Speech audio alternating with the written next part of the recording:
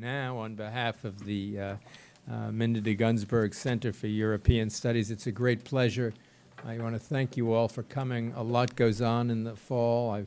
Mr. Trichet was speaking, so it's nice to get a loyal following. And I will just briefly thank Massimo Salvadori and Renato Camurri, who have come here from Italy, and our benefactors. They include, of course, the Consul General, Giuseppe Pastorelli, and Matteo Bruno Lunelli, who represents the Ferrari firm here from Trent. We're very grateful for their support for this annual event, in part the brainchild of Renato's, and in honor of Gaetano Salvemini. And Renato will tell us more about that. Salvemini, the most noted anti-fascist refugee, taught here at Harvard for about a dozen years and taught Italian history. Following him, Stuart Hughes, and then I taught a little Italian history for a while. So there's it's a tradition we try and keep going. This is also, I noticed, the Anno della Cultura Italiana. But I think for those of us in this room, most years are years of Italian culture. So it doesn't go away happily, and so we're really happy to note that. And we're very lucky. Renato will introduce Professor Salvadori. I just want to say he's an old friend. I've known him since at least 1980. When I visited him and was up in North for the Premio Acqui, and he's been an immensely productive scholar, and his, from my point of view, his heart as well as his mind is in the right place. So Renato, I think I will want to thank our staff too, who will be recording this. What? There is the Consul. Okay. I'm sorry. Okay, I'm bad at formalities, but you cannot be good at everything. Come on, Charles. That's right. You can come up here. I think everyone will talk initially from up here, and then when there's discussion, we can stay in our seats.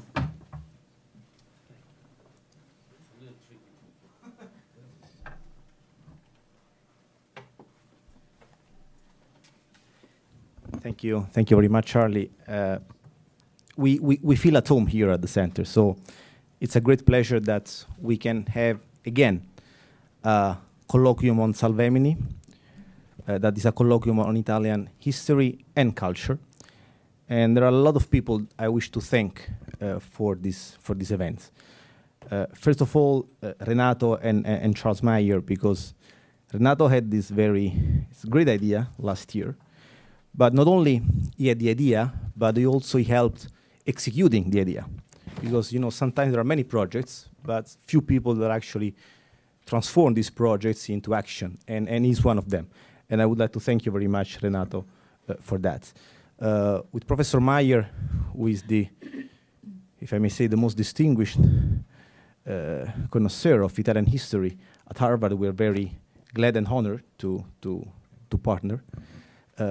And I would like to thank the new executive director of the Center for European Studies, Hélène Papouillas, with whom we have started a very fruitful cooperation, and I'm pretty sure that we will work together in the future. But then the thanks cannot stop here, because Professor Salvadori has been so kind to come from Italy to continue the tradition started last year by Emilio Gentile to present different aspects and moments of our history, some of which are better known, some of which are less known. And this year we have a new friend that joined the group. And I would like to thank Matteo Lunelli and Cantine Ferrari for supporting this project. It would have not been possible without their sponsorship and their active engagement. What are we celebrating this year? And I thank Charles Maier for touching on it, the year of Italian culture in the United States.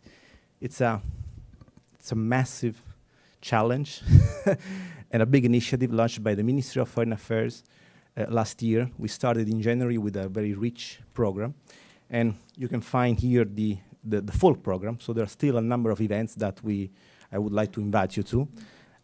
We are trying to bring, as I had the chance to say today, not only many events, but many quality events in the Boston area, because the cultural offer here is so high that in order to have a place, you really need to offer the finest Italian culture in every field, from science to technology, from cinema to visual arts. I also take the chance, if you didn't go to, still, we have just presented within the Year of Italian Culture, we brought this loan. It's a rare Piero della Francesca that is now on display at the Museum of Fine Arts. It will be there until January 6th.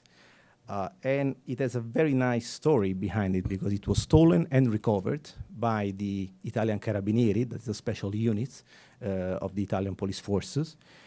Stolen in 1975, recovered a year later in Switzerland before being sold on the markets. And it will be here as part of this massive effort to promote the best of Italy and to promote it with the American friends, that they know Italian culture, but we must do more and more every day. And this colloquium is a great part of this endeavor to promote Italy in one of the finest and best universities in the world. And that's why I'm particularly happy that we started this series of colloquium, and we will continue in the years to come. And as a tangible sign of our commitments, and I wish to thank Renato again on that, we have published the proceedings of last year's colloquium. There is an Italian publisher who did it, Biella. So we will have a few copies here on display as well, and we will do the same with this year colloquium. And Cantine Ferrari has been a sponsor on that as well. So I thank you all for joining, and I'm pretty sure you will listen to an interesting part of our history, and we will learn a lot. Grazie a tutti.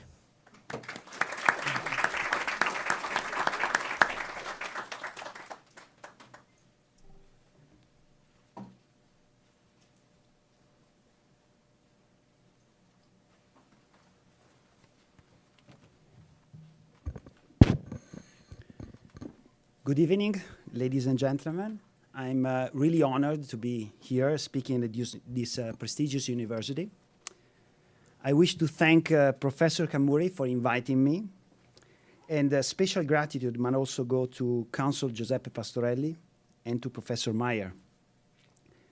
As president of Ferrari Winery, I'm really pleased to sponsor and to support the second annual Gaetano Salvemini Colloquium in Italian history and culture.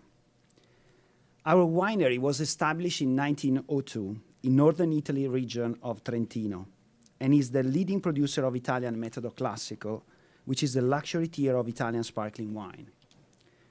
After more than a century of history, Ferrari Trento DOC is the preferred toast of Italy, and we are proud to support an initiative that is promoting Italian culture in the USA, because we strive to be ambassador of the Italian art of living. Gaetano Salvemini was a politician, an historian, an outstanding scholar, and one of the most courageous political figures of his age. He was a great Italian who was forced to leave our country. He found his new home in the USA, becoming a citizen in 1940, and for this reason he can be considered a symbol of the friendship between our nations. And this makes the Gaetano Salvemini Colloquium particularly significant in the context of the Year of Italian Culture in the USA, which aims to strengthen the bonds that unite us and endeavors to create new ones. The topic of today's lecture, in my opinion, is extremely pertinent. Currently, Europe is living a period of very slow economic growth, and the Italian economy in particular is facing some challenges. Youth unemployment rate, for instance, has risen to 40%. And this limits the opportunity for an entire generation. With this in mind, it's befitting to analyze the post-war years that represented a cornerstone in the economic and social development of Italy. After the end of the Second World War and until the 60s, Italy witnessed a period of sustained economic growth that historian and economists termed the Italian economic miracle. And during that phase, Italy was transformed from a poor, mainly rural nation to a major industrial power, with a significant improvement in the standard of living for the great majority of the population. This economic miracle blossomed from the ruins of war, thanks also to the help of the United States in the form of the Marshall Plan. Looking to the history of our family business, one finds a good example of the great entrepreneurial spirits that characterized that years. Let me tell you a little bit of the story of our winery in that years, because during the Second World War, the city of Trento was bombarded. The founder of our winery, Giulio Ferrari, walled up the entrance of the cellar, which at that time was in the city center, and took refuge in his country home. Luckily, when he returned back at the end of the war, he found the winery still intact. To his surprise, he also found that the sparkling wine made 6 years earlier had stood up well, not just to the bombardments, but also to the passing of time. And work in the winery recommenced, and the wine that escaped to the damage of war became the first Ferrari Riserva. Almost half a century since the company was formed, Ferrari produced only 8,000 bottles at that time, and they were dedicated to the most exclusive customer around Italy. For Giulio Ferrari, every bottle to bear its name had to be like a work of art. But since he had no children, at the age of 70, he began to worry about who to leave his gem of a company to, and looked for someone who could continue his venture. And among the many candidates, he chose my grandfather, Bruno Lunelli, as his successor. Bruno Lunelli was a wine merchant in Trento, a client of Giulio Ferrari who loved his excellent sparkling wine. And since he didn't have the initial capital to buy the company, he borrowed a great sum of money, being confident in the future of this brand. The deal was concluded in November 1952, and my grandfather had counted the sale for that Christmas and the following Christmas to pay off his debts. Soon after the acquisition, my grandfather started to invest in order to expand the winery and production, but without compromising the quality. The technical knowledge of Giulio Ferrari, the founder, and the commercial skill and the passion of my grandfather mixed together created a wave of growth and significant development for our winery. Very soon, all debts were repaid. Those years were years of incredible change, and also for our winery were miracle years.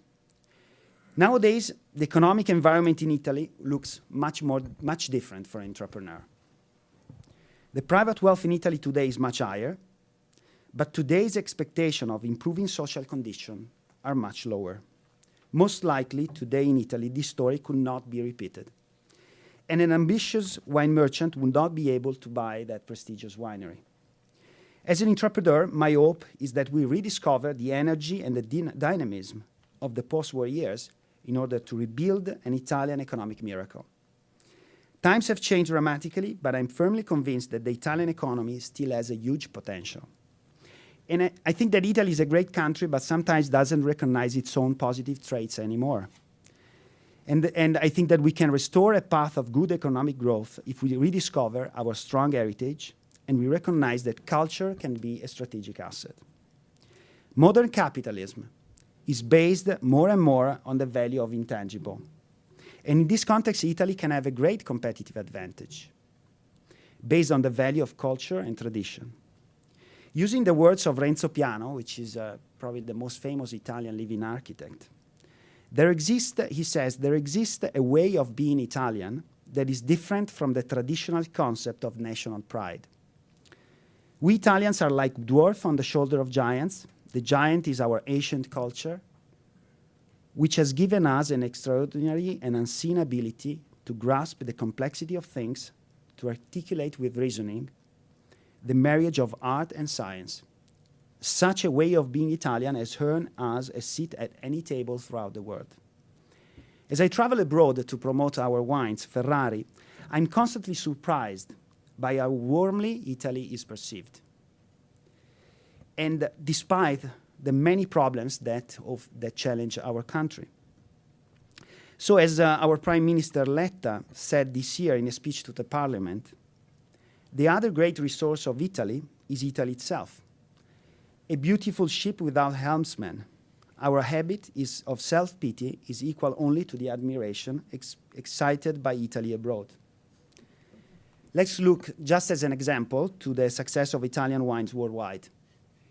Today, there is a stronger appreciation for Italian wine in global markets than at any previous point in history. Italian wine in the USA is the leader in terms of market share for imported wine. And in 2012, for the first time, export wine sales surpassed Italian domestic consumption. The reasons for this success are manifold. The intrinsic value of our wines and their quality, the vocation and diversity of our territories, as well as the passion that Italian vintners bring to the table. However, in my opinion, the success of Italian wine is due also to the unique love affair existing for our way of life and our rich and unique history. In general, we can say that all made in Italy products, especially high-end and high quality, have a hugely evocative power. In the minds and heart of global consumer, they recall a feeling of tradition, an atmosphere of inherent quality, the memories of a time spent in Italy, and the poetic virtues of our way of life. An Italian lifestyle is something that combines so many different peculiarities and has to do with the pleasure of living in all possible forms. The love for beauty and the ability to create it, the love for fine food and beverage, the conviviality and the heart of hospitality. Basically, Italian people developed throughout the century a will and a skill to turn things into beauty and to make life sweeter and more enjoyable. We call this an art because it is a difficult undertaking and it was not built in a day. It is the result that comes from a long heritage of artistic attitude, craftsmanship skills, fine taste, creativity, linked to the territory, but also a continued desire to do new and better things and to open new roads. I strongly believe that all Italian high-end products have to be promoted as an essential part of our Italian lifestyle. We must take advantage of all potential synergies that can be created in the promotion of those aspects that are symbolic of Made in Italy. And this is, for example, the goal of the Alta Gamma Foundation, of which I'm honored to be vice chairman. Alta Gamma is a foundation that gathers together high-end Italian companies whose brands are famous at an international level, and its mission is to promote top-quality Italian industry and culture, and the culture that supports it. All Alta Gamma company, although from different sectors, like fashion, design, or food, they all express the same Italian culture and style. All of the companies successfully interpret the competitive advantage of the Italian system in the world, a synthesis of excellent entrepreneurship and the cultural, historical, and natural legacy of our country. Being aware of the importance of combining tradition and innovation, many Italian companies support cultural projects and give particular attention to the protection and promotion of our artistic and historical heritage. Some example includes, for example, Tod's Group that made the news because they helped to finance a series of restoration works on the Colosseum. And Prada, for example, that has founded an institution dedicated to modern art and culture. And also we at Ferrari have given support to many cultural projects like today. And art has always been an important element in our history. This trend began with our founder, Giulio Ferrari, who asked Marcello Dudovic, an excellent artist of the beginning of last century, to design a poster for the winery. A few drafts were drawn and a select one became a treasure piece, which is now in our headquarters in Trento. Today, our winery contains many pieces of precious art. One of these is found at our entrance, a bronze spiraling sculpture over 7 meters high and made by the greatest contemporary Italian sculptor, Arnaldo Pomodoro. His works are also highly regarded here in the United States, and one of his sculptures dominates the Plaza of the United Nations in New York. Some other prized works of art we display for our visitors include 31 bottles of Ferrari Brut, which is the most representative of our labels, interpreted and recreated by artists coming from the Italian pop art movement of the 80s and 90s. This collection was created with the idea of sustaining young, emerging artists and was inspired by a plate that Andy Warhol himself instinctively dedicated to Ferrari after tasting it during a dinner in Milan. I cannot conclude this series of precious work of art without acknowledging true masterpiece. One is our Villa Margon, which is our hospitality center, and then a new winery that we created in Umbria called Carapace. Villa Margon is a villa of the 16th century, constructed on the occasion of the historic Council of Trento and restored to its original splendor by my family. It is now considered one of the most beautiful noble residences in the Alps. And then the Carapace, which is a masterpiece of the present, and it's the name of a winery that we asked Arnaldo Pomodoro to design in the art of the area where Sagrantino wine is produced, in Umbria. It is the first sculpture in the world in which people can enter, live, work, make and buy wine. It is like a shrine to hold the precious great wines of Sagrantino, and everyone and anyone is welcome to enter and enjoy. A culture enjoyed by all as it should be. I would like to conclude now my speech by saying that this crossing over of culture and beauty is one of the strongest and most important and productive foundation of our identity and of the competitiveness of Italian economy. When Italy is able to leverage its culture, heritage of the past and unique beauty of its territory and succeed in combining it with creativity and innovation, then it becomes a strong country able to compete in the international market. Often culture in our country is not considered strategic and it is sacrificed for the purpose of austerity. But culture can be the key factor to fight current economic crisis and to recover the energy and passion that characterized the years of the Reconstruction after the war. Today, more than ever, Italian culture must not be seen only in its traditional form of historical and artistic legacy, rather, as the President of the Republic, Napolitano, said, it must be considered as the driving force and multiplier of development. It is necessary to carry out a communication strategy to promote the country of Italy and the made in Italy identity from all aspects. Italy as a country to visit, Italian as a language of beauty, Italian products that are worthy of the highest trust and respect, an Italian future in which to invest, and an artistic and cultural heritage worthy of rich discovery. As it is happening during this year of the Italian culture in the USA, we need to promote our culture as a dynamic asset that can give value to the whole country. Prince Minskin, in The Idiot of Dostoevsky, said that beauty will save the world. I will finish by saying that beauty can and will save Italy. Thank you for your attention.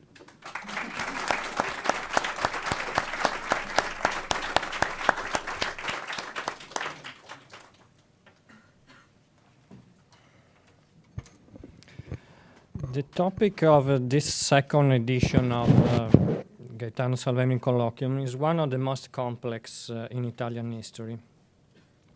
In just a few years, between July 1943 and April 1948, a rapid succession of events took place that are of critical importance to understand the history of post-fascist Italy, along with the political and institutional process which led to the approval of the Constitution and the birth of the Republic.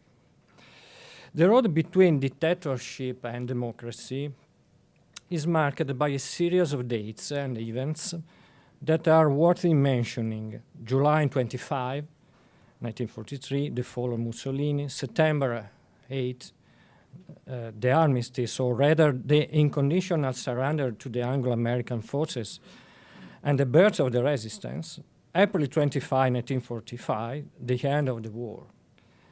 June 2nd, 1946, the referendum to choose between the monarchy and the republic, and the election of the Constitutional Convention, and the political election by universal suffrage on April 18, 1948, which ended this process.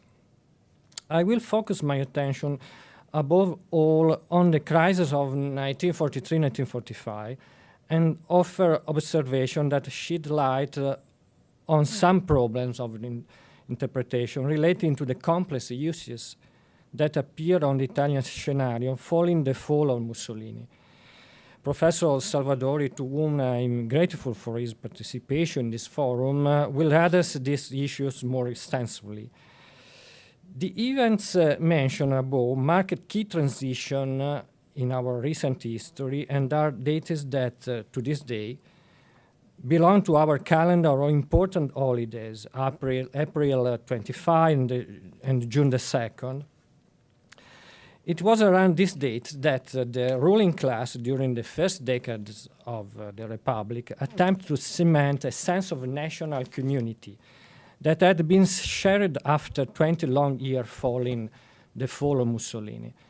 This process was not unlike what took place in other European countries, according to what Tony Just tells us in many different books and articles.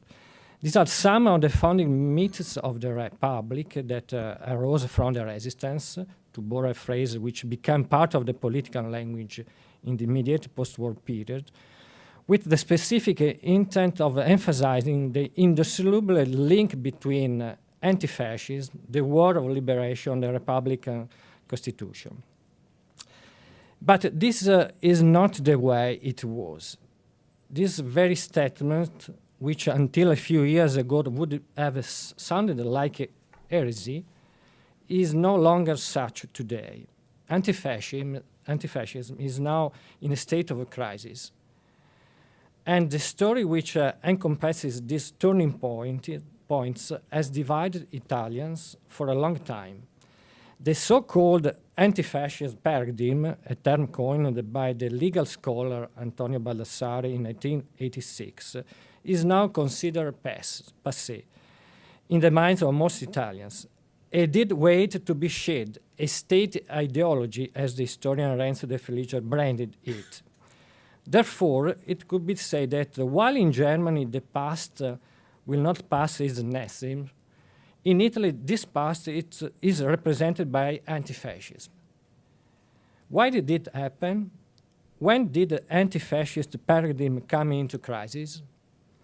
What were the consequences of this process?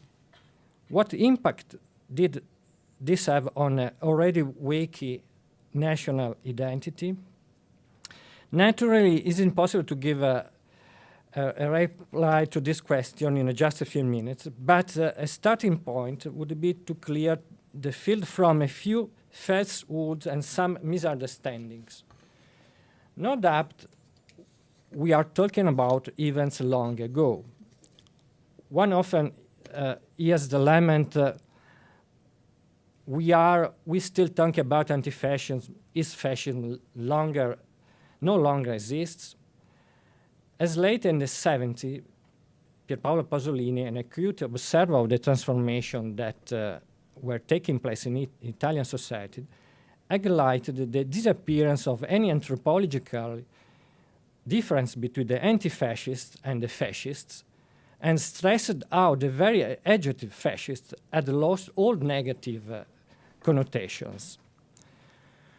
One could complete the argument by pointing out that not only does fascism no longer exist, but that its political successor, who had been marginalized from Italian political life for so long, were legitimized in 1993, and for all intents and purposes occupied significant government position at the highest level of public life.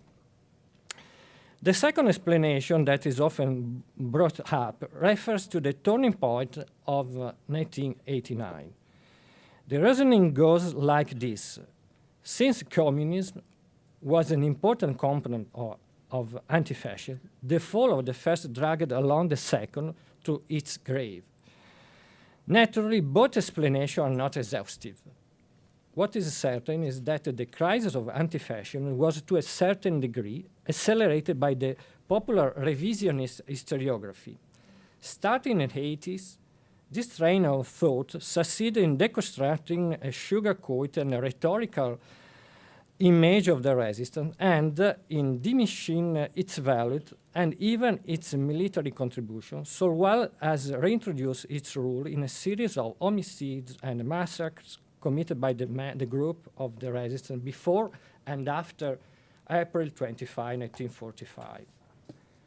The end result is that Italy failed to build a collective memory based on a shared reconstruction of the past rooted in the present, as suggested by the French sociologist Maurice Holbert in his work published in Falling is Dead at Buchenwald in 1945. Frozen in the Cold War years, the clash on how to interpret the past that emerged in the early of 60s became particularly fierce in the 80s and broke out into the open with the crisis of the First Republic, 1992-1994. This clash has fed a clumsy and artificial search of an Italian shared memory, which is different from the collective memory mentioned previously, an impossible feat in the case of Italy for the simple reason that in order to arrive at a shared memory, history must be erased. The result was a devastating confrontation about the past, which led to a controversy about which holidays to celebrate, starting with the proposal to abolish the commemoration of Liberation Day of April 25, so well as the debates about history textbooks, street names, and the war memorials. A war of memory that has a few equals in European history.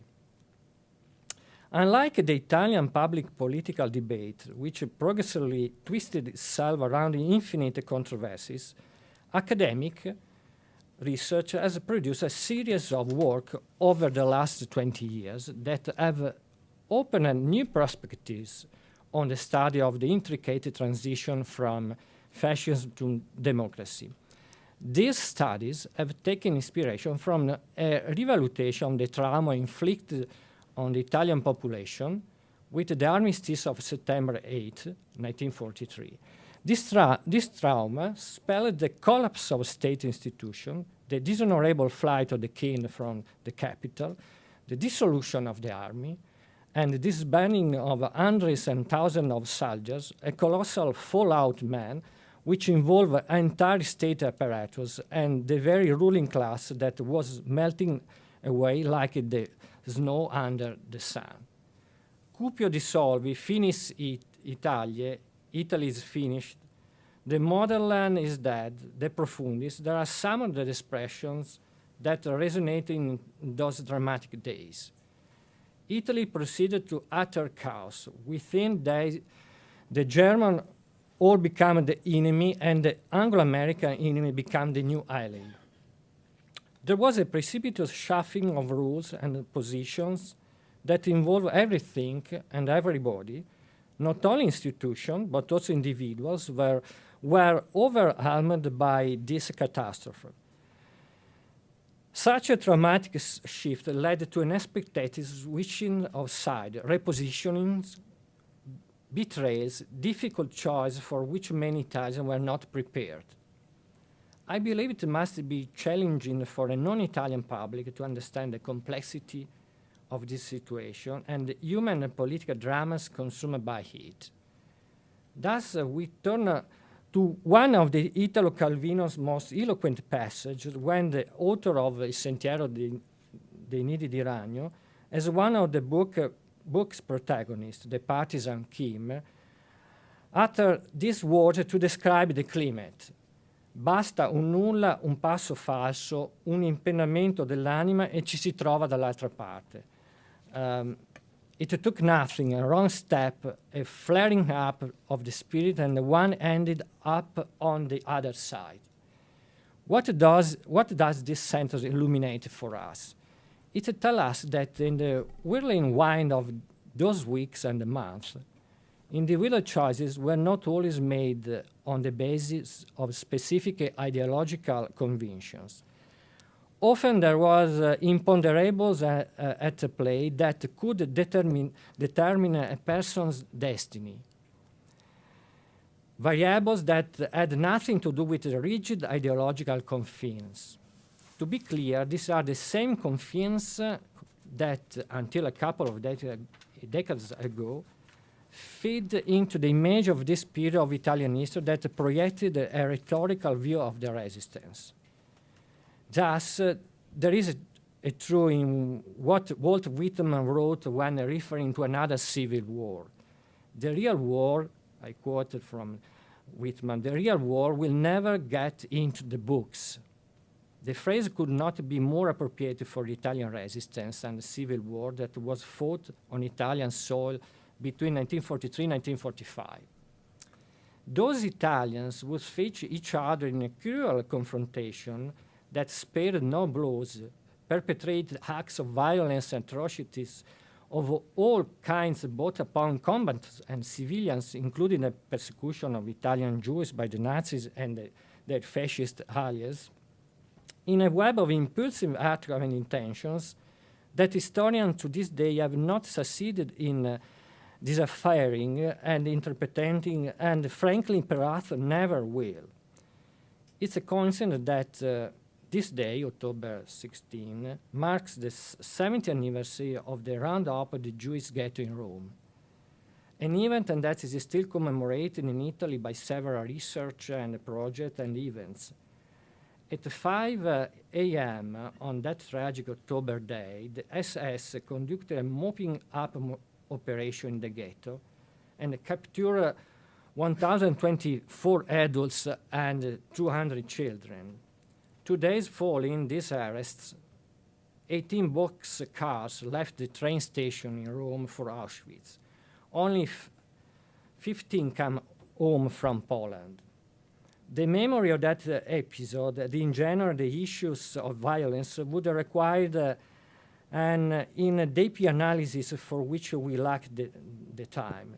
I shall limit myself to mentioning the work of Arno Maier, The Furious, Violence and Terror in the French and Russian revolutions, which views violence as an incubator of progress, and to affirm that the value of resistance also lies in its choice to resort to arms to combat fascism and its allies, and to restore democracy in our country. So, what did happen during those long 20 months? In fact, some Italians decided to follow Mussolini in his last and desperate Italian social republic, the so-called Republic of Salò, while a few decided to fight Nazi fascism by bearing arms or by collaboration in one way or the other with the partisan groups. Most decided not to decide. It was this group of men and women who filled the ranks of the so-called Grey Area, an expression coined by Primo Levi in The Drawn and Saved to describe the area of a concentration camp situated between what the author calls the masters and the servants inside the camp. These distinctions was picked up later by students, by scholars of the resistance, to indicate a vast area that emerged in the aftermath of September 8, 1943, that was populated by members of the civilian population, including intellectuals, journalists, politicians, who performed speculative acts of about-face and double-cross. They chose to disengage from any type of activity participation in the war and they passively wait out the situation, which only on real goal and hope in mind, the end of the war. A long forgotten and scared, a series of memories piled up in this gray area. I thought it would be more correct to speak about a plurality of gray areas. For a long time, only film imagery succeeded in evoking the atmosphere and the climate in Italy following the armistice, most often resorting to comedy to narrate the tragedy. I'm referring not so much to Tutti a casa by Luigi Comencini, 1960, but rather to Il Generale della Role by Roberto Rossellini, 1959.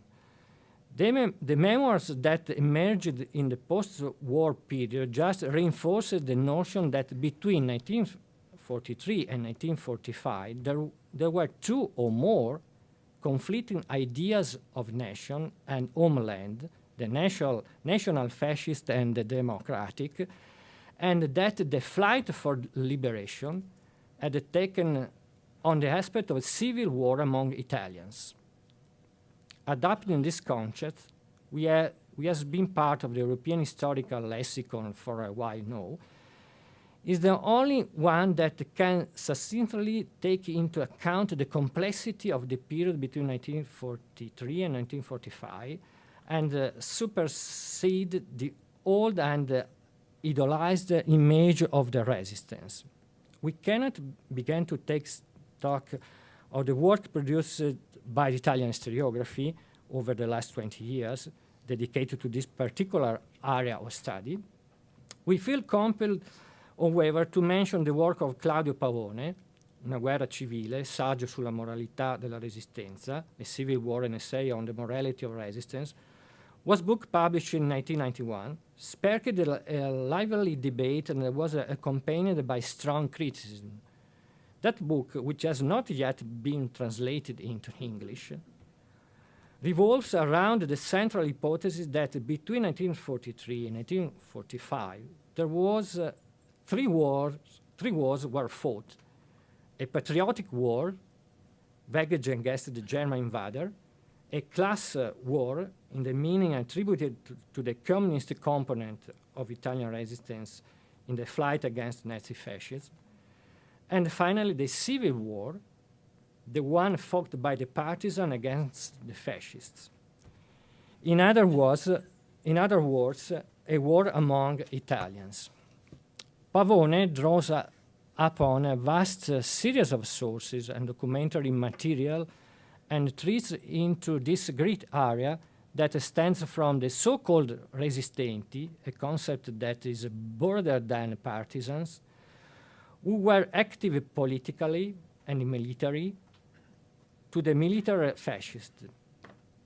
Navigating in this no man's land, Pavone examines and in part restores some aspects of the resistance. For example, he writes about so-called passive resistance, which others have called resistance without arms, tackles the complex issue of the different form of collaborationism, and in addition examines the behavior of those who vacillated between one pole and the other on the playing field.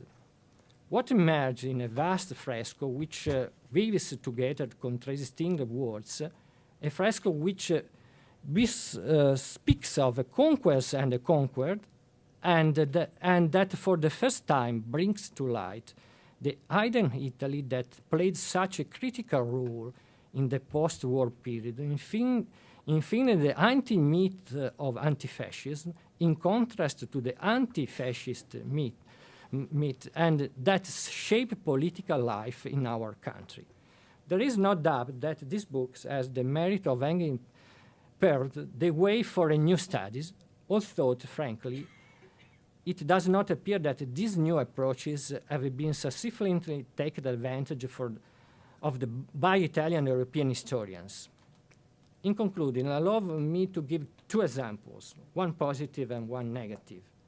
The first concerns the case of Italian prisoner of war, which outnumbered World War First prisoner 3-1 and was spread out of all continents. The problem posed for many of them in the aftermath of September 8, 1943, was whether to accept or not their collaboration with the military authorities that had captured them. This was the case in Germany, where dramatically about 600,000 Italian troops were taken prisoners and were forced to choose on which side to continue fighting. Italian historiography has done much useful works on this topic over the last few years. The second example, on the other hand, concerned the jail and the place of forced and voluntary exile in Europe and the Americas, where the best of Italy took shape at the end of the war. This field of study has not been explored sufficiently.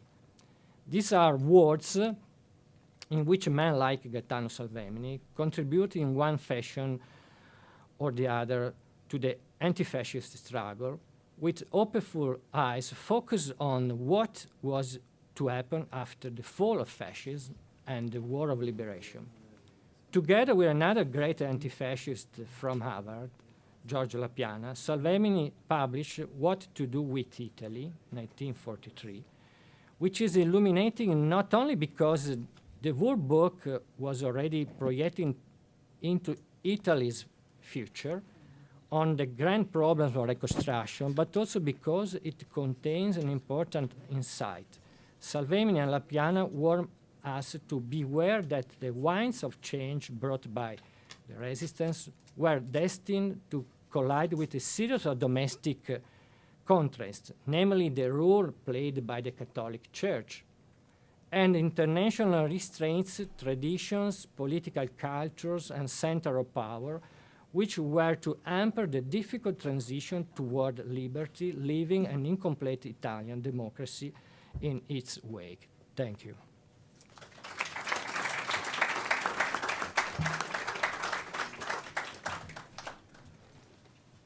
We'll now have the chance to hear from our invited lecturer, I'm happy to say.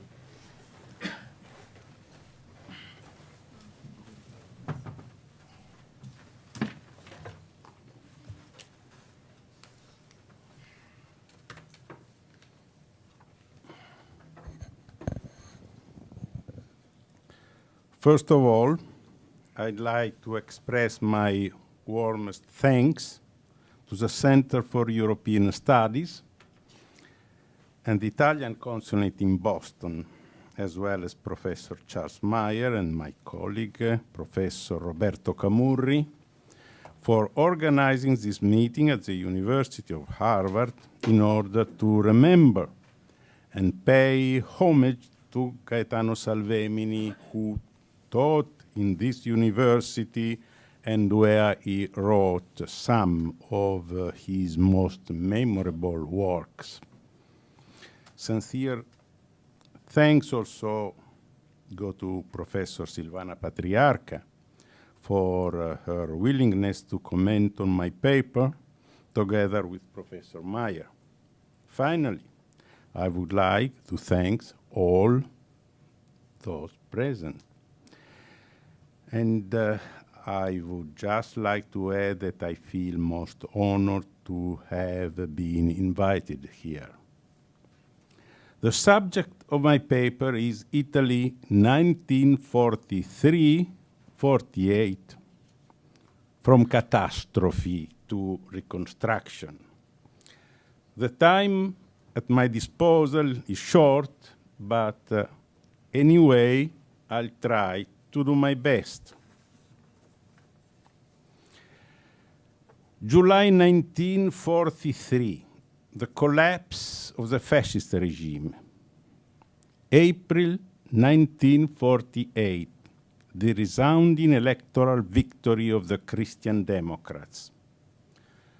These mark the start and the end points of my brief reflection on almost 5 years of Italian history, whose first phase saw the country occupied by opposing foreign armies, the collapse of the unitary state, and its division in 2 enemy states, civil war between the neo-fascists reorganized by the Germans and the partisans united as a resistance force.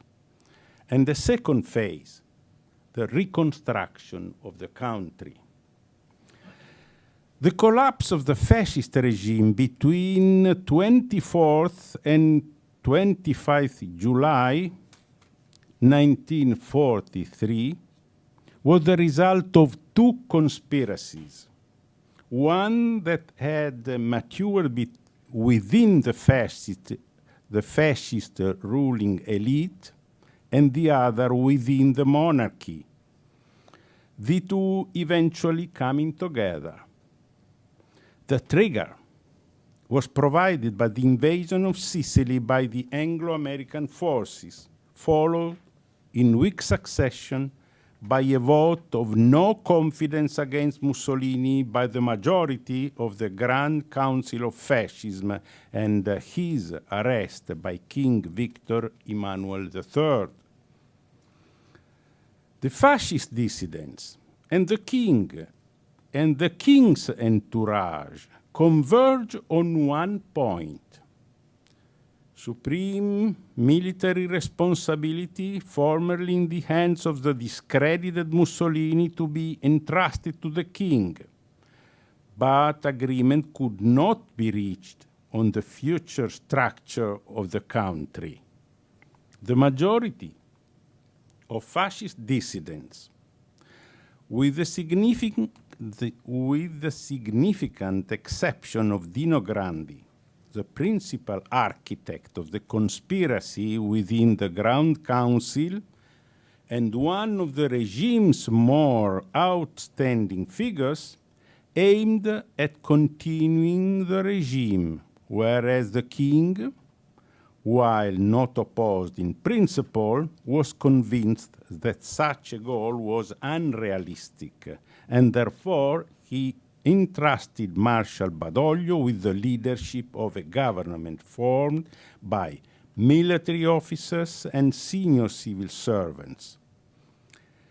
The fall of Mussolini unleashed a wave of popular enthusiasm with assaults on fascist party offices, acclaim for the king, and destruction of the symbols of the regime and its fallen dictator. The surprise was that not even the fascists were moved to defend the power that had dominated Italy for 20 years. The coup d'etat was therefore an initiative exclusively of those at the top. No role in it was played either by the people, who took noisily to the streets only after Mussolini's arrest, or the anti-fascist parties, whose roots in the country were at best tenuous.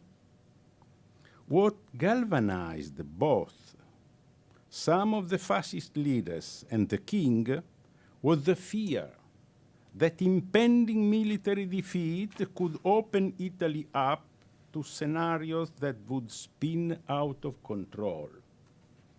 The fascist dissidents, who had sought to save the regime by sacrificing Mussolini, failed in their attempt, and the king sacrificed the regime of which he had been a major support, prompted by his overriding concern to save the monarchy. What helped to bring down the fascist edifice like a house of cards was firstly the feeling of utter exhaustion with a lost war that had spread to every level of society, and whose beginnings can be seen in the worker strikes that had broken out in March 1943 in Piedmont and Lombardy. Secondly, an increasing tendency among the major industrialists to abandon the regime. And thirdly, the fact that influential political and military leaders were asking themselves how they could extract the country from a war for which it lacked the necessary resources, and which it had entered in June 1940 in the illusion that the Germans could assure victory. Although dictatorships, by their very nature, make an accurate calculation of consensus impossible, nevertheless, we can say that the fascist regime, up to Italy's entering the war, had enjoyed broad support from industrialists, landowners, the middle class, the Catholic Church, the monarchy, senior civil servants, and military officers, while its roots among the lower social classes were rather more uncertain. The opposition had a very narrow base, composed as it was of some intellectuals and small groups of active anti-fascists who were constantly subject to repression and not quantifiable areas of the working and laboring classes. Severely repressive measures mainly affected the second and the third groups. Of 400,000 and 595 people convicted by the dictatorship's special tribunal for the defense of the state, over 70% were workers, artisans, and country people. About 14,000 anti-fascists was interned. Many ten of thousands were placed under police surveillance. Entry into the war had been received with widespread coldness and generated widespread anxiety. But it was between 1942 and 1943 that the consensus in favor of fascism steadily began to erode, but still not enough to prompt any action against the regime until the invasion of Sicily precipitated the situation. The move to overthrow Mussolini would have to be accompanied by a realistic plan to deal with three major issues. Prepare for the inevitable reaction of Hitler. Reach some level of understanding with the Anglo-American forces and prepare guidelines to keep the army at a relatively efficient level. But before anything else, the decision whether or not to break the alliance with Germany had to be taken. The spectacle on offer both by the fascist conspirators and the king and his military leaders was a reflection of a moral and political disaster. They were improvising and ended up becoming totally overwhelmed by events. The story of the negotiations, on the one hand with the Germans, with the king and Badoglio initially offering assurances that the alliance would be respected and that Italy would continue the war on their side, and on the other, with the British and Americans, was a triumph of incompetence and duplicity that had dramatic effects before and even more so after the final announcement of the armistice with the Allied Western powers. The poison fruit of this double dealing was that the Germans were able to strengthen their armed forces in the peninsula and the Italian army rapidly disintegrated. Italy was in a state of collapse. Total confusion reigned. And so began the most tragic crisis in the history of the unitary state, a state which now ceased to exist. Immediately after the king and Badoglio had fled from Rome, the so-called Kingdom of the South, under the protection of the Allied forces, came into existence, while in the north Mussolini, now freed by the Germans, gave life to a neo-fascist republican regime called the Italian Social Republic under strict Nazi supervision and guardianship. In this way, two enemy states, but in reality two shadow states, had been created, each accusing the other of having betrayed the country. Meanwhile, the Italian people had been left to fend for themselves. This was the second catastrophe to hit Italian politics and society after that of the period 1919 to 1922, which had led to the collapse of the liberal state and the rise to power and consolidation of the fascist dictatorship between 1922 and 1926.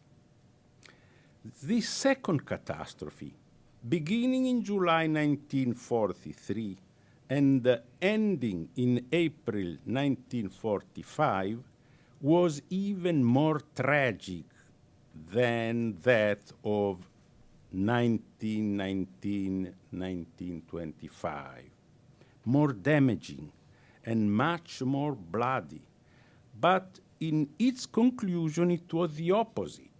Whereas the first had destroyed the liberal institutions that had seen the beginnings of democracy struggling to come forth, the second led to the definitive fall of fascism, the reconstruction of the unitary state, and the creation of a democracy.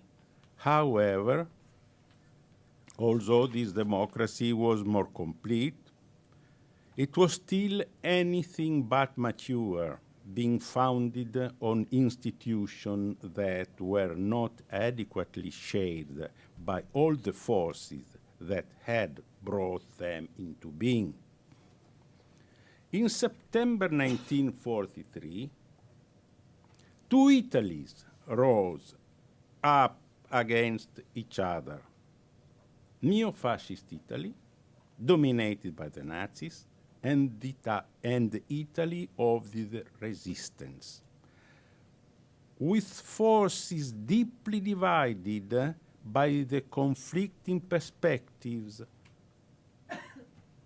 with which then they looked towards the post-war period. This latter Italy was linked to the Kingdom of the South, where the anti-fascist parties had begun to operate and then join governments led initially by Marshal Badoglio and subsequently by the former reformist socialist Bonomi, and was also linked to the Allied powers. But this was the problem. What did these two Italies represent? Of course, neither recognized the other, one being seen as traitors to the nation, the other as slaves to a foreign master, and in each case to be obliterated after the final victory. The partisans saw the Social Republic as simply a puppet regime of the Germans, and the neo-fascists saw the partisans as bandit outlaws and the Kingdom of the South as a government of turncoats. And so began a civil war where no quarter was shown. The two opposing Italies denied each other's existence, yet exist they both did, and each had support, but in terms of quantity and characteristic they were completely different. The greatest tragedy was that mainly of the young people on each side. Great bitterness at the country's desperate plight was shared by all. Those on one side accused the fascist leaders who had betrayed Mussolini, as well as the king and Badoglio, who, after having given their full support to fascism, had abandoned the sinking ship. Those on the other side accused an entire ruling class of having brought Italy into a war that the country was not prepared for, enslaving the country to the Nazis, and finally allowing chaos to take over through their own cowardice and ineptitude. The way the consciousness of young people was split reflected the Italian people as a whole. The Civil War began in September 1943 and went on until April 1945, 18 long months, during which the two enemy Italies fought. The neo-fascist states survived thanks to German bayonets. It provided a modestly sized regular army, as well as black brigades, formed by some of Mussolini's more fanatically loyal fascists, and mainly engaged in the ruthless suppression of partisans. Side by side with the neo-fascist idealists were mercenaries, adventurers, torturers, and spies motivated either by money or conviction. For a certain period, they all hoped that recovery would come in the shape of secret German military weapons that Italy was holding in reserve. When that hope dissolved, the cracks grew deeper and desertion multiplied as a sense of hopelessness and certainty in the imminent death of their world grew within their ranks. Mussolini's end. When he was killed by partisans, after abandoning his men in the final hour of defeat and trying to salve himself disguised as a German soldier, symbolized the moral collapse of the Social Republic. Although opposed by the vast majority of the population, the Social Republic had nonetheless enjoyed support, as shown by the fact that in November 1943, the Republican Fascist Party was about 250,000 members, and that in December 1944, an enthusiastic crowd of about 30,000 people had still gathered in Milan to listen to Mussolini's last public speech. Resistance in the regions occupied by the Germans was carried out by Italians determined to break with the past and to give the country a different future. It would become something of a cliché to define the current resistance movement as a second risorgimento, recalling that which in 1917 61 had given rise to the unitary state. Its members were mostly the young who had been educated by the regime and gone off to the war as fervent fascists before the disastrous conduct of the war and then the catastrophe on 1943 had led them to fight for the other side. But there were also older members who had previously either consented to fascism or had remained passive to it, or whose hostility to fascist power had remained suppressed. And finally, there was a small persecuted elite who had openly opposed the regime, some of whom had belonged to political parties from the pre-fascist era that had survived in exile, and other young militants from clandestine groups that had challenged the regime and paid the price. Naturally, the members of this elite took over the moral and political leadership of the resistance movement. To use an expression that may appear rhetorical, but it's not, the resistance represented the Italy of hope, who, though fighting an extremely difficult and bloody struggle, had the increasing certainty of victory, while the neo-fascists stood for the Italy of despair, and months after month saw the approach of the inevitable ruin. In the areas of the country under German occupation, arranged between the followers of Mussolini and the partisans,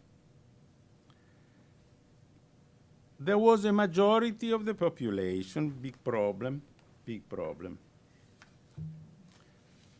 The majority of the population tired, scared, and with the exception of a small privileged groups, leading an extremely difficult life, struggling to find bread when not actually starving, suffering the physical, material, and spiritual horrors of war, and thus sharing the fate of other countries dominated by the Germans, albeit in a less tragic manner than, for instance, the Soviet and the Polish peoples.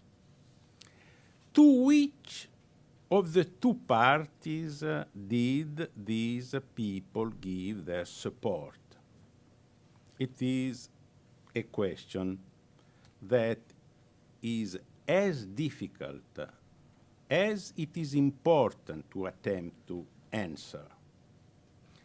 After 1945, the answer generally given by historians aiming to celebrate the resistance movement was that after 1943, a neo-fascist Italy had not really existed. The Social Republic had merely been an artificial creation of the Nazis, a puppet state support for which had come from a small minority of fanatics, and that the vast majority of the population had supported the partisans. This view has been challenged by some revisionist historians led by Renzo De Felice, well-known author of a monumental biography of Mussolini. First of all, De Felice denied that the Duce, after September 1943, had been no more than an Italian quisling, and argued that, on the contrary, he had, in his own way, been a patriot who had tried to prevent central northern Italy becoming another Poland.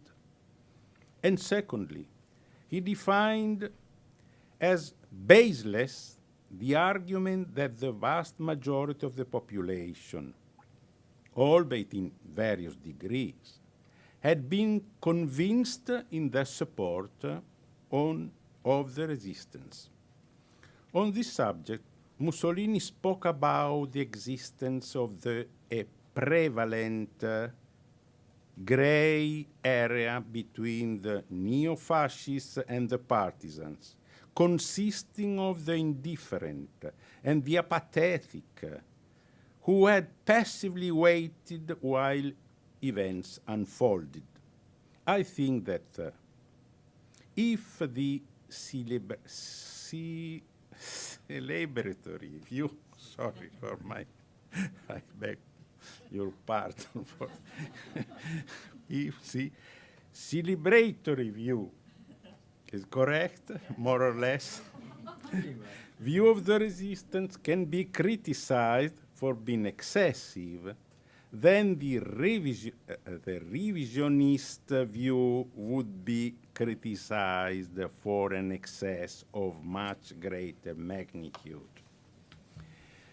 In my modest opinion, the most persuasive answer to this question had not been given by the historians of the opposing view, but rather by the writer Beppe Fenoglio, who was himself a partisan and in his writings reveals profound human, historical, and political insights. As he tells of events, the spirit of the combatants on either side, and the feelings of ordinary people. Fenoglio made an enlightened analysis of the attitudes of the ordinary country people of the plains and mountains, mostly poor or extremely poor. These people, utterly exhausted by the war and by anyone fighting it, nevertheless use their meager resources to support, often cursing as they did so, the partisans, in whom, however, they recognized their sons and brothers. In fact, if the majority of the population had not been on the side of the partisans, of the partisan groups, initially just a few thousand men, but by October 1944, according to fascist sources, that number had risen to about 110,000, an impressive number in itself, and telling, given the ferocity of the crackdown, if the majority had not been on their side, they could not have survived, and yet they did. The resistance movement was also widely supported by the industrial workers, whose widespread strikes in March 1943 were renewed in German-occupied Italy in November and December 1943 and March 1944. While the partisans were fighting the center north, with around 3,000 killed and about 30,000 killed and about 10,000 civilian victims of the Nazi-fascist repression. In the Kingdom of the South, the reconstituted anti-fascist parties had reorganized themselves and had joined the coalition government led first by Badoglio and then by Bonomi. Of grave concern to the Allies and the moderate parties was the fact that the strongest partisan groups were either linked to the Communist Party or to a lesser extent to the Progressive Action Party, whose aim was a post-war democratic revolution. The government of the South and the resistant forces in the North were united in the fight against the Germans and the fascists, but, as I have already mentioned, strong internal divisions persisted regarding the prospect of the post-war reconstruction and international orientation. What was shared was the idea that a democratic state had to be built. But again, concept of democracy differed greatly. Communists and socialists wanted to establish a republic, impose radical change on the foundation of the old state, and remove those who had supported fascism, including prominent capitalists, of course. Followers of the Action Party shared this objective, even if in a less radical spirit. But in the center were those such as the Christian Democrats who swung between monarchy and republic, and though persuaded of the need for political and social reform, rejected the radicalists on the left. On the right were those such as the liberals and military circles close to the king, who sought to preserve the monarchy and envisioned the post-fascist state essentially as a return to the liberal state of the pre-fascist period. Liberation in April 1945 confronted the country with the dilemma of the different possible ways to start dealing with the political and economic reconstruction of Italy. The country had emerged from the war with heavy losses in human and material terms, though not as heavy as some other European countries. Death among soldiers, partisans, and civilians numbered about 400,000. Land and sea transport had suffered very significant damage. Many homes had been destroyed, but productive capacity in the agricultural and livestock sector was still running at about 63% of 1938 levels, and industry at more than 70%. Points of extreme weakness were the dearth of investment capital and aging industrial equipment. Despite the difficult times, between 1945 and 1948, the foundation were laid for a remarkable economic recovery in which the American would play a decisive role. Lastly, I would like to look at the political, very briefly, at the political and institutional reconstruction. This was characterized by essentially three events. The first was the victory of the Republicans in the referendum of June 1946, to decide whether Italy would remain a monarchy or not.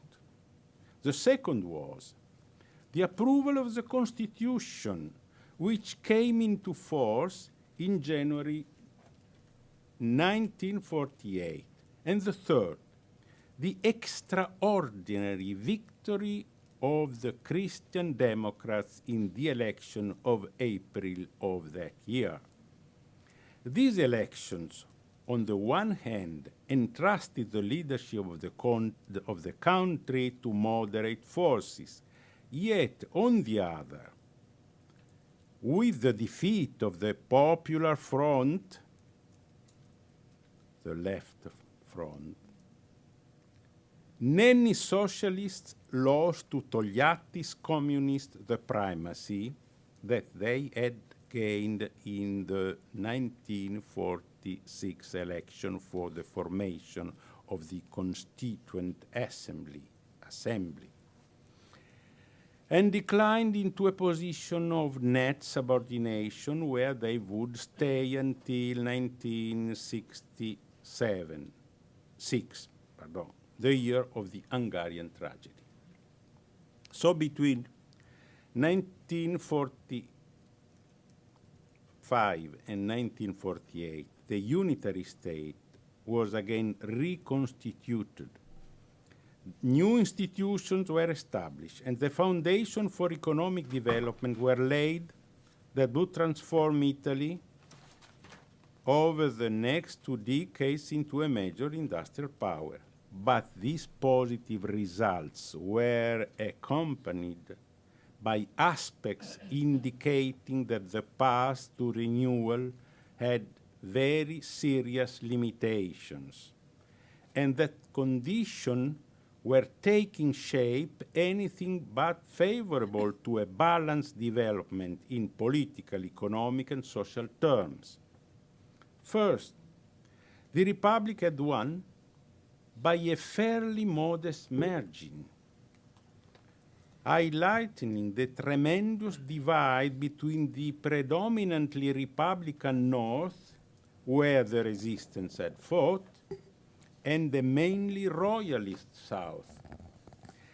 But there was a second divide, the political one that would see the Communist Party, by now a party of the masses, also thanks to the role it had played in the resistance movement, and the Socialist Party together for over 10 years in opposition to the moderates led by the Christian Democrats and the right-wing forces of the monarchists and those of the neo-fascists reorganized as a party in December 1946. This political rift was further widened in 1950 by the divisions of the trade unions. The political and social struggles between 1945 and 1948 were very severe. The knotty question was whether the leadership of the country would be with the pro-Soviet left or the pro-Western moderates led by the Gasperi.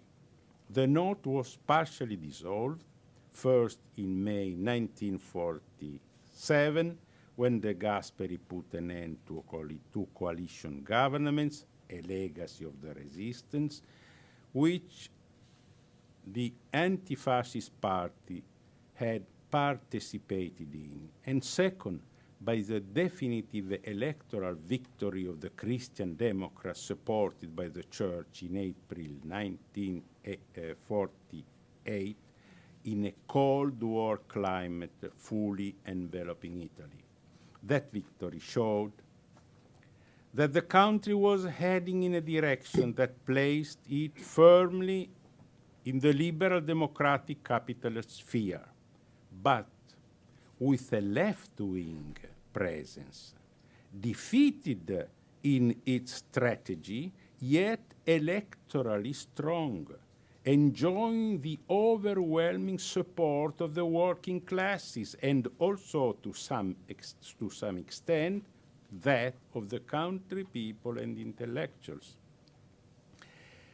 As we reached at the end of this overly quick outline, two further aspects of great importance to the economic and institutional reconstruction need to be mentioned. One was that the political and trade union left contributed hugely to productive recovery, following a moderate course in terms of its demands, despite its heated classist ideology. The other was the contribution made by communists and socialists in drafting the Constitution. This was the result of a compromise between the principles of liberal democracy, the values of social solidarity, and the interests of the Catholic Church, before which the communists bowed so as not to divide the masses. This culminated in the Lateran Pacts that had been established in 1929 between the fascist regime and the privileged Catholic Church, being included in the Constitution and made the Republic into a semi-secular state. The communists accepted this compromise in the vain hope of one day overcoming it and moving from a bourgeois democracy to a socialist democracy. And so in Italy, a liberal, democratic, parliamentary state was created, except that in the Italy of 1948, liberalism was in fact an ideology without committed followers, because the Christian Democrats were not really liberals. The communists and socialists were not liberal at all, and the small liberal party was a conservative force with very weak roots. But despite this, in Italy, political and cultural pluralism was affirmed. However, the party system created in 1948 had given rise to the latest in a series of locked-in systems after those of the liberal state and the fascist states during the First Republic, that came to an end in the early 1990s. This system gave the Christian Democrats and their allies an oligopoly of government, which, given the Cold War climate, used the election results not only never to allow the main opposition party considered a danger to democracy access to the leadership of the state, but also refused to recognize legitimacy of access as even possible, given that the party's very nature was against the system. In this way, the incomplete nature of Italy democracy fully emerged, anomalous when compared to other more mature and better functioning systems. And for several decades, the legacy of bureaucratic centralism, typical of both the liberal and fascist state, would exert its considerable weight. I thank you for your patience, your attention, and I beg your pardon for my Piemontese English accent. We'll go to the comments briefly. We're running a bit behind. We're going to try to be short because you've been exposed to quite a long.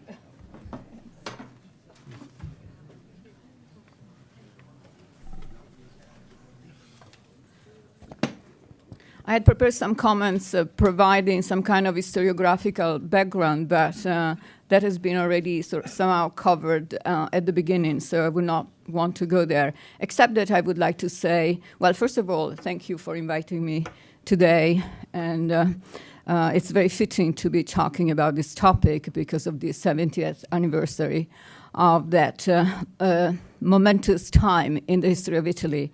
And there are, Renato has already recalled that today, remember that today is also the day when there was the Nazi roundup in the ghetto of Rome, and more than 1,000 Jews were brought to the camps, also thanks to the very detailed work of De Morazza in 1938 to provide a census of the Jews of Italy.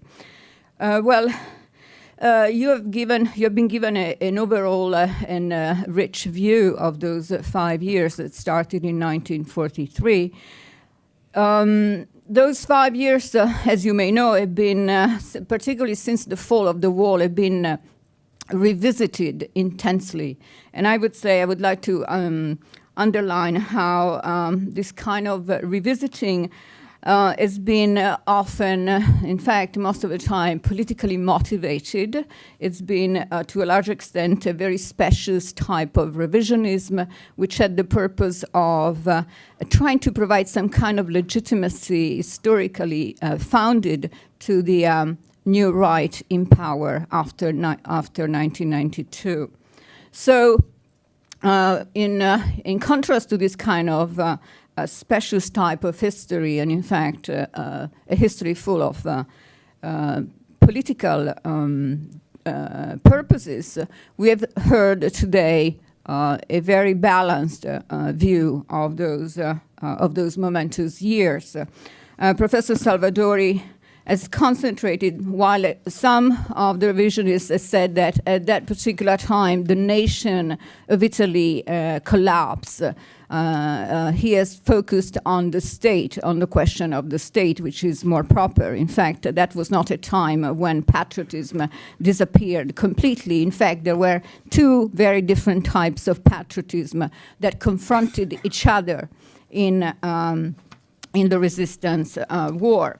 Professor Salvadori does not hide the limits of the resistance, but does not put it down either, okay, as a mere myth, again, in the jargon of, in the language of the revisionist,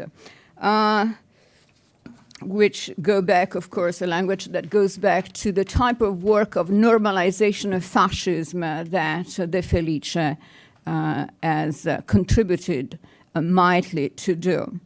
So let me just say that in the talk today we heard a lot of stress on, of emphasis on the many divisions that fractured Italy in those years. Professor Salvadori has briefly referred at the end to the political institutional legacy of that period in the context of the Cold War.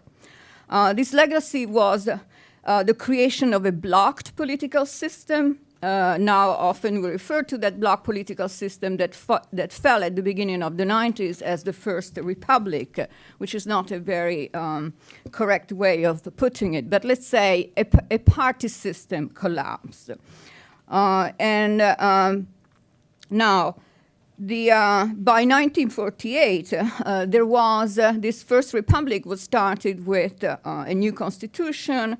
There were two major parties that were also relatively new, right? And as Professor Salvadori has reminded, not particularly liberal or not at all. But most of the state, what I would like to reflect on is that most of the state institutions did not change and were marked by strong continuities. This is connected to an issue well explored by historians of Italy, namely the issue of the very partial and incomplete defascistization of the country, including the very limited purges of the state police, of the judiciary, of the bureaucracy. And this is also connected to what historians, with a very poignant expression called the missing Italian Nuremberg. I'm borrowing this expression from Michele Battini, namely the absence of a major and well-visible trial of the Nazi war criminals responsible for several massacres in central Italy.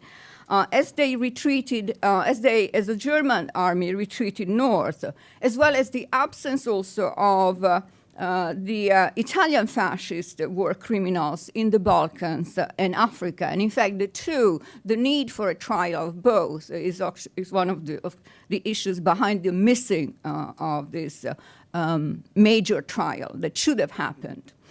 The absence of an Italian Nuremberg had major consequences on the shaping of the memories of the war and of the resistance, as Alessandro Portelli demonstrated a few years ago in his important book on the memories surrounding the massacre of the Ardeatine caves near Rome in 1944, when 335 people were executed as a reprisal for a partisan action. There are still Italians today who think that the partisans were the guilty ones, okay, were responsible for the killing of Germans and for not turning themselves in.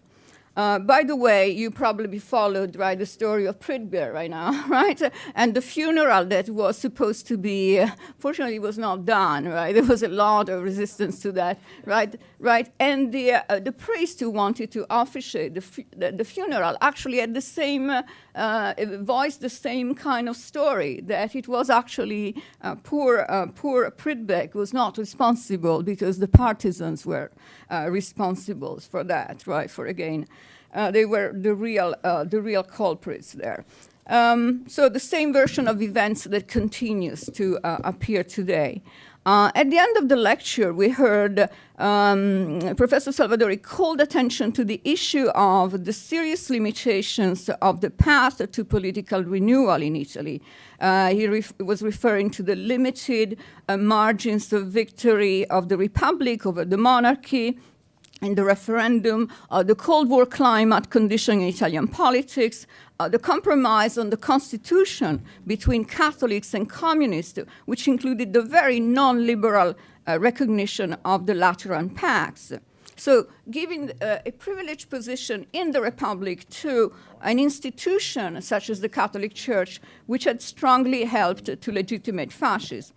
Now, in this respect, and I want to be very brief here, I'd like to stress how these limitations were not just political, but cultural, or better, cultural and political at the same time. And let me consider, besides the issue of religion, two other important continuities that will help us explain also some of the problems in which Italy is today. The first one concerns gender. According to the Constitution, sex should not be a basis of discrimination, Article 3.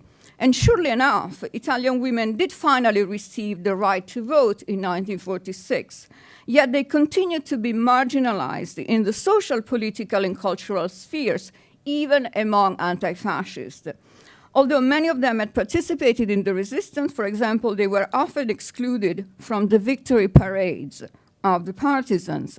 But more importantly, their aspiration to a paying job outside their homes were often denied in order to make room for the men whose needs took precedence in the mind of many people, and were sanctioned by the model of womanhood strongly proposed by the Catholic Church. And one could argue, sanctioned even in the Constitution, where it refers to the essential family duties of women in Article 37. To be sure, this is not exclusively an Italian issue, but certainly in Italy, even more than elsewhere in Europe, women had a hard time moving ahead. And as you probably know, today, there is probably one of the lowest, if not the lowest rate of employment of women in Europe, is in Italy. As for race, while the Constitution also declared race not to be a basis for discrimination, Article 3, the ethno-racial understanding of Italian identity continued unabated. We can still see it at work today in the existence of a citizenship law passed in 1992, based on a very strong jus sanguinis, namely the right to citizenship based on parental descent, on being born from a citizen, and resulting in one of the lowest rates of naturalization of immigrants in Europe.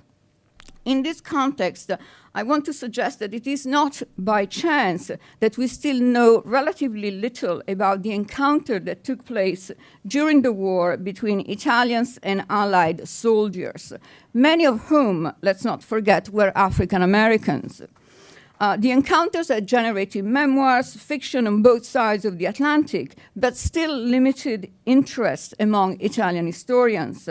This may be understandable. Historiography mostly interested in stressing the way Italians contributed in their own liberation will not place much emphasis on this aspect. Moreover, the war waged by the Allies in Italy meant bombing, suffering for the civilian populations, and this does not fit well with their image as liberators. If the historian's reluctance may be understandable, it is, however, no longer excusable, especially since it leaves more space to a very politicized type of history, that type of revisionism that I mentioned at the beginning. This type of history is written by all sorts of, or perpetrated, as I would prefer to call it, by all sorts of amateur historians. There are many in Italy. A few books are now circulating claiming to unveil the atrocities and the massacres of the Allies in the South, with a lot of emphasis noticed on the rapes committed by Moroccans on the southern front, something that had been, not recalled in a long time. It is a type of sensationalist history that is easy to sell, but also very inaccurate and simplistic. It ignores, for example, that the encounter between Allied soldiers and Italians had all sorts of dimensions, including very deep and intimate ones. Some historians have started to look at these, to reconstruct this dimension, the relationship between Italian women and Allied soldiers, for example, in Naples. This history should include also more fully the encounter between Italians and Black Americans, many of whom died fighting for the liberation of Italy. An encounter which led, in some cases, to the formation of lasting relationships. And I have in mind, for example, that between the future US Senator from Massachusetts, Edward Brooke, and a young woman he met in Viareggio, while he was just at the end of the war, who would join him in the US and would become his wife. These encounters has also led to the birth of mixed-race children. We know very little about them, but what we know often point to lives of marginalization, a result, among other reasons, of the persistent racial understanding of Italian identity, another legacy of fascism, albeit with older roots. And I could also mention, but again, I see that we have very little time here, the legacy of the lack of a decolonization of Italian mentalities. The attempt that the Italian state did, and partly it was successful, to hold on to the colonies acquired before fascism. They were able to get a UN mandate in Somalia, allegedly to help the Somalis build institutions so that would make them ready for independence. Recent histories of that mandate show the limitations and the damaging legacy of that, its damaging legacy. So while Italians were holding on to, trying to hold on to the colonies, they limited the access to Italy of African Italians from the former colonies. Now, this is true in spite of this constitutional proclamation of equality. So Italians continued also in the New Republic to cling to this kind of racial ethnic idea of national identity. Now, I just wanted to make these points because I think it's important that historians attend more fully to these cultural continuities that persisted underneath the political changes and much limited their scope and impasse. So not just the political continuities, but these cultural, which are intrinsically politically. And only by sort of looking and shifting a bit the focus, they'll be able to contribute to the renewal of the political culture of the country, and I think also to better prepare it to the challenges that an increasingly diverse society presents. And, thank you for your attention.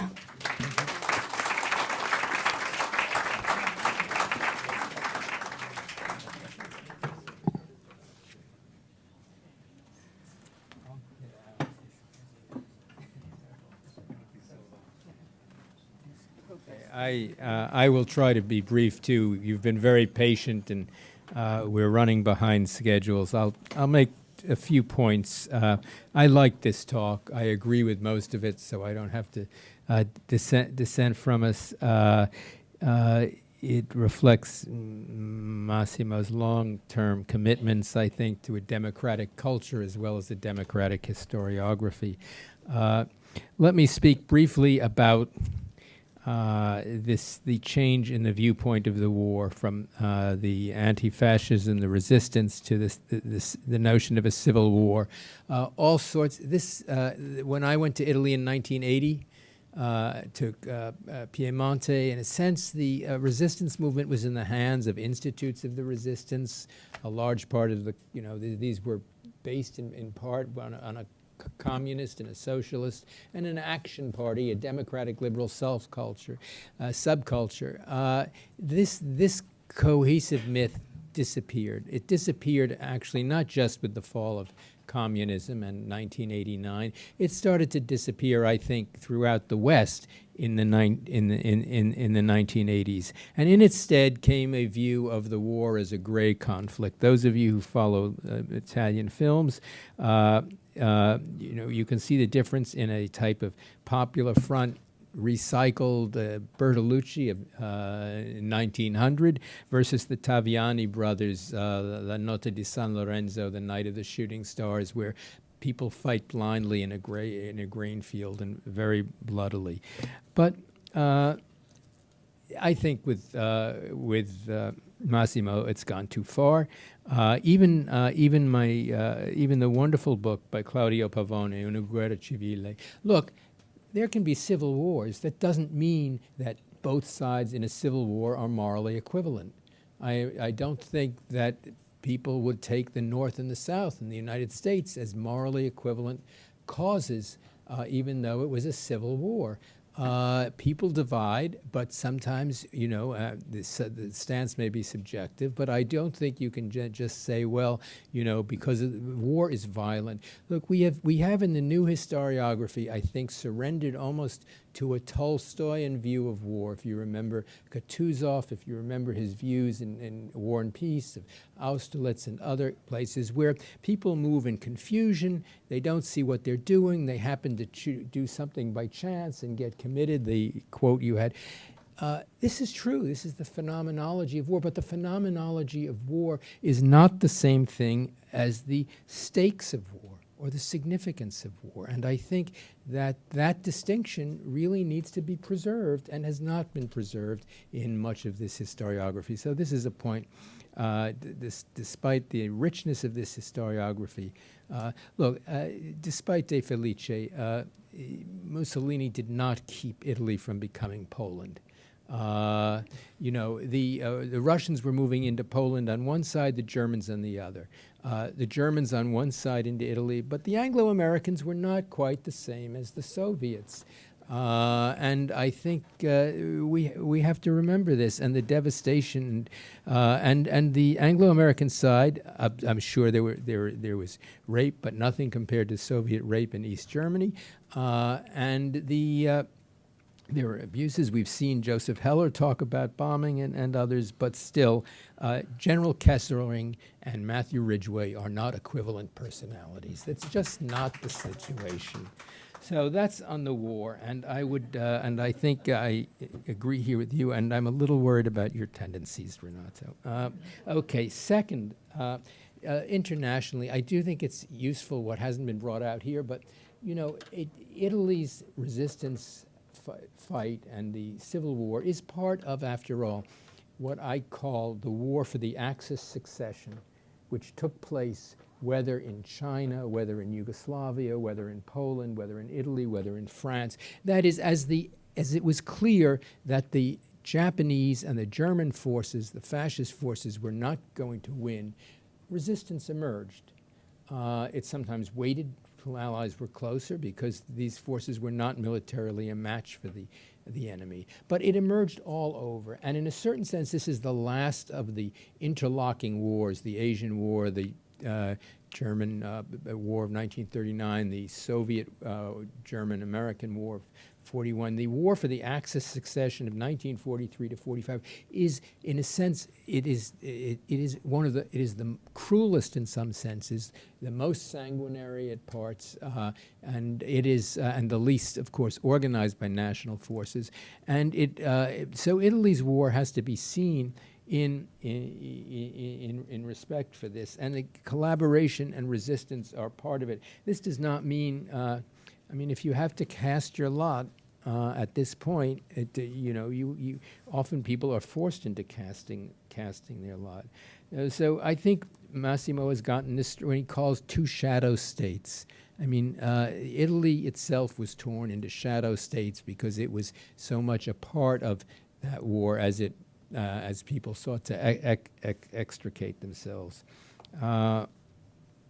There are a lot more I could say on this, but we should bear in mind this. Now, Italy escaped a second civil war. It escaped what Greece suffered. It escaped what China suffered. If the elections of '48 had gone the other way, Massimo was just telling me perhaps these plebiscite figures of 1946 are not kosher, to use another expression.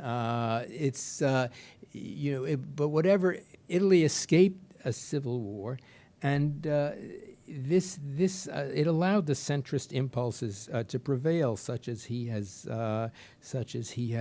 said, and it escaped in part because Stalin knew he would not win a civil war. His people would not win a civil war. They might partition the country. This was, in fact, George Kennan's plan, envisaging an election that was going to go the other way in April '48.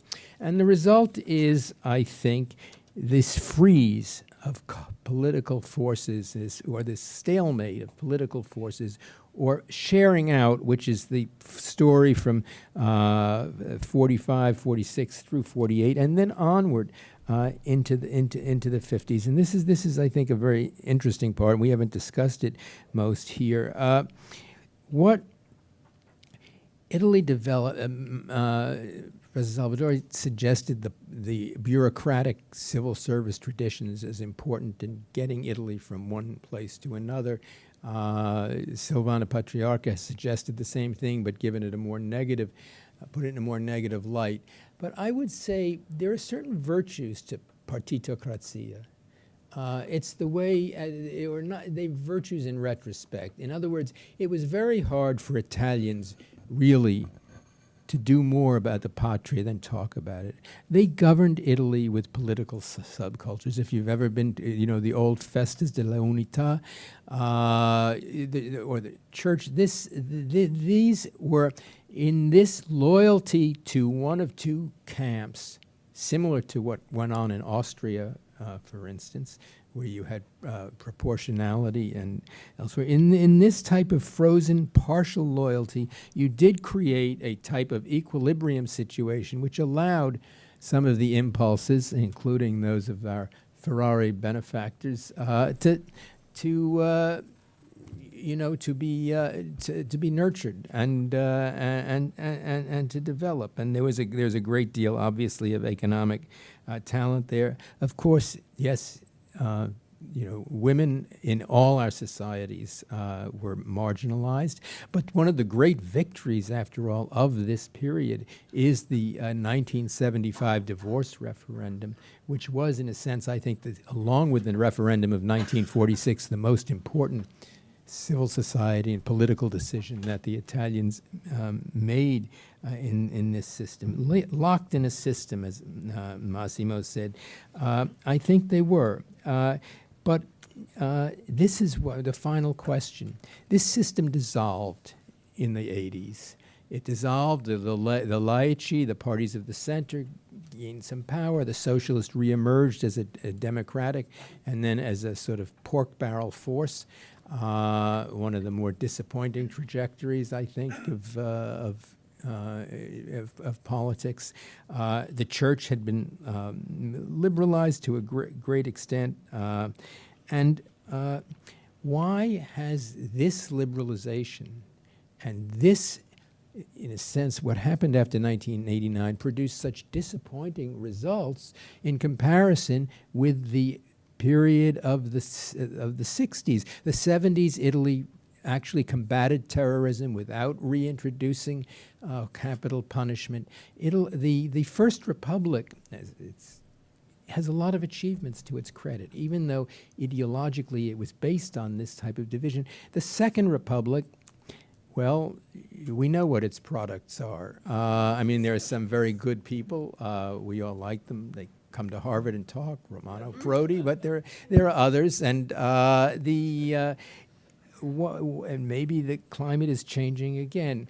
But why the disappointments? Why the failure of the sorpasso? Why this feeling of frustrations and civic?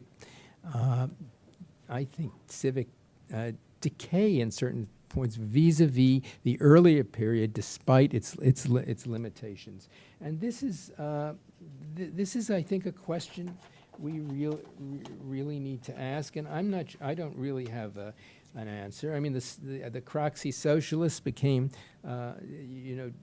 disintegrated. The failure of these reform movements, Mani Puliti. The left migrated via the Quercia to the Sinistra, etc., but hasn't been able. I don't exempt the left from this critique, since it hasn't generated really effective, I think, leadership.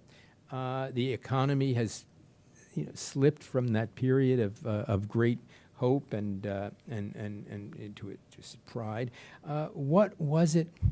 Is it because maybe Italy needs stronger parties again? I don't know. All I do know is this is the paradox, it seems to me, of the post-war 60 years, that this system, which was so imperfect in many ways, coming out of the Second World War, which was divided into intensely partisan subcamps, yielded an Italian revival that the period of much more liberal, or in a certain sense, secular society, civil society, better for women too, even though it lags, has not.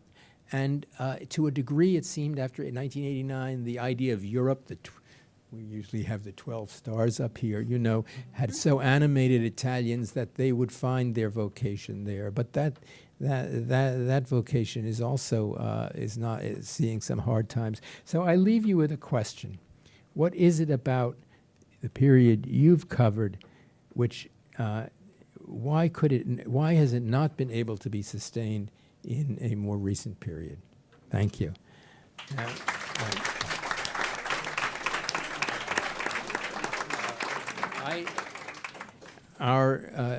Sir, I don't know what our schedule permits, whether we have a reception upstairs and people have sat here long enough. If maybe we could take one or two questions, if there are any urgent questions. Otherwise, we're all here and we can do this over wine. So, okay. Thank you for your attention.